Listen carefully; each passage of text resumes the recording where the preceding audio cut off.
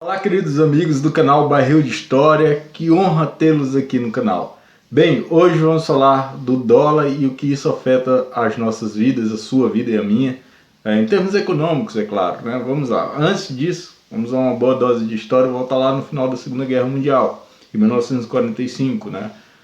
Acaba a guerra, os países europeus eles são os maiores prejudicados por ter um ataque mútuo nos seus territórios, entre eles ali.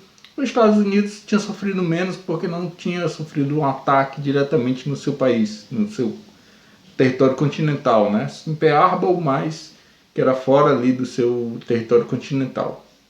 Com isso, os Estados Unidos se fortalece muito a ponto de depois propor um plano de recuperação econômica para a Europa, que era o Plano Marshall, em homenagem ali o nome a George Marshall, secretário militar americano e tal.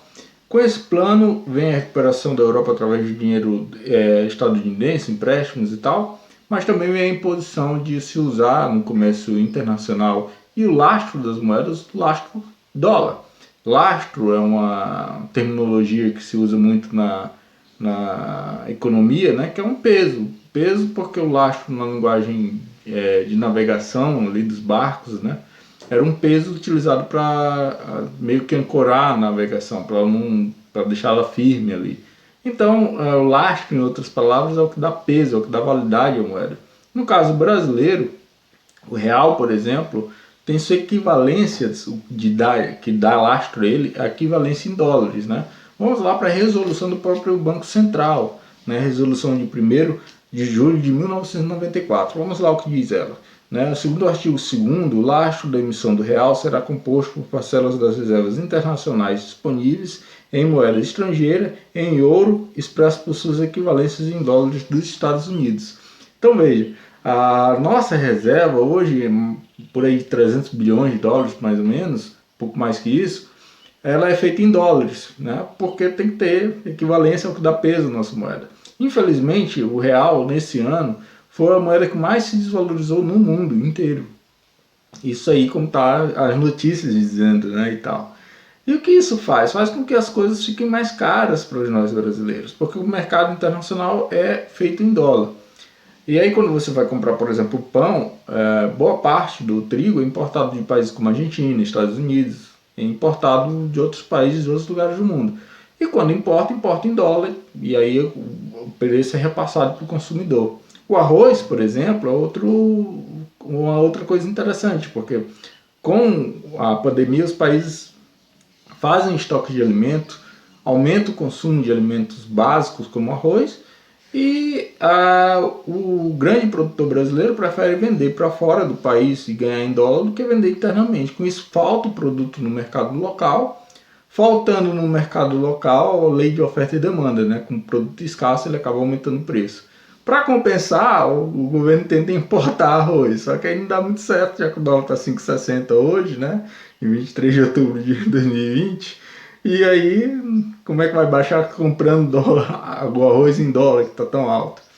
E desde eu falei do pão do arroz, mas também produtos eletrônicos. Como nós no Brasil não somos um país autônomo em tecnologia, provavelmente o smartphone, ou a TV, ou o computador que você esteja vendo esse vídeo é de uma marca multinacional, e aí as marcas cotizam o lucro principalmente em dólares, né? Então a tendência com o câmbio alto dessa forma é que os preços de produtos tecnológicos também vá aumentando ao longo do tempo. Um economista brasileiro, que já foi ministro e tudo, chamado Luiz Carlos Bresser, ele fala muito de uma coisa chamada doença holandesa, um termo que surge, como o próprio nome diz, na Holanda, né, em Países Baixos ali, na década de 60. Nos Países Baixos foi encontrada reserva de gás, e passou a ser mais interessante exportar gás e tal do que produtos industrializados, manufaturados, né? E é o que acontece, a indústria têxtil dos Países Baixos praticamente foi eliminada por conta do gás. No Brasil aconteceu algo interessante. Com a exportação de produtos agrícolas, nossa indústria foi perdendo participação no nosso PIB. Isso segundo o próprio portal da indústria. Vamos lá, ver o que o portal da indústria diz. Segundo o portal da indústria, em 85, a participação da indústria no PIB do nosso país era por volta de 48%. Em 2018, a participação é de 21,6%. Então, nosso país deixa de produzir produtos com mais valor agregado para produzir coisas mais básicas, né, como soja, ferro, carne e tal. Aí a gente vê notícias como essa.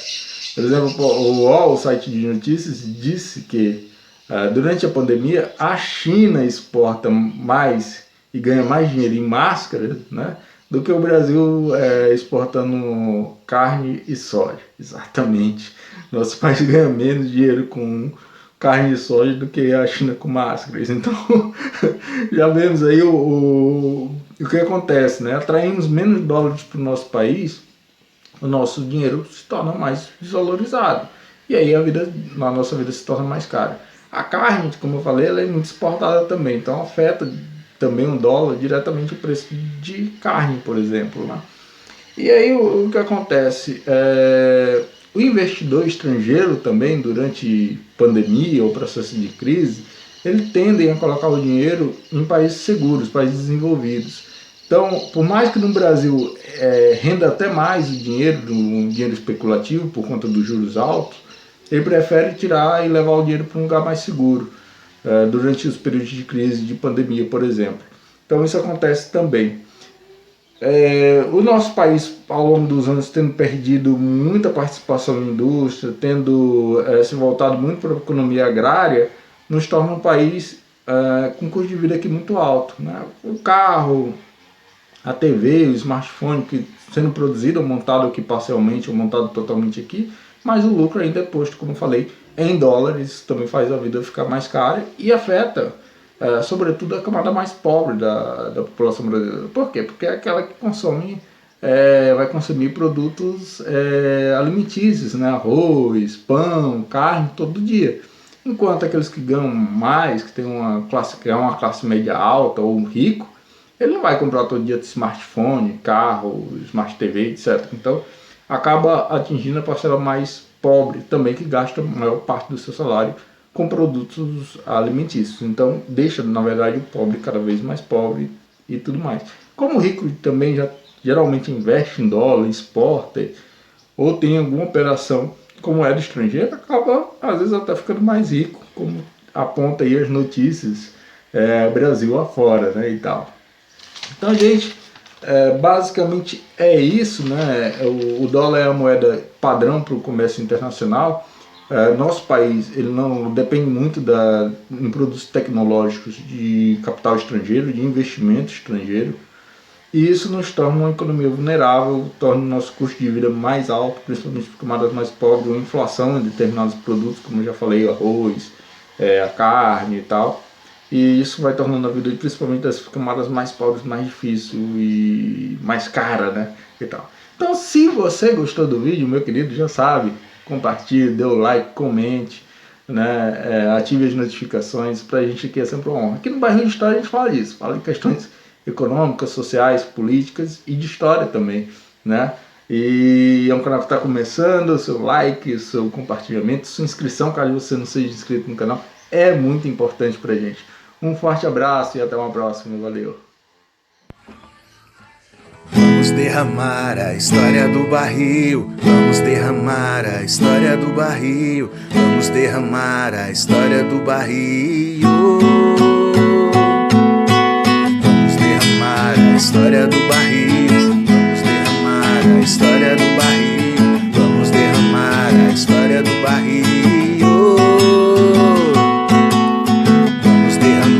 História do barril, vamos derramar a história do barril, vamos derramar a história do barril, barril de história.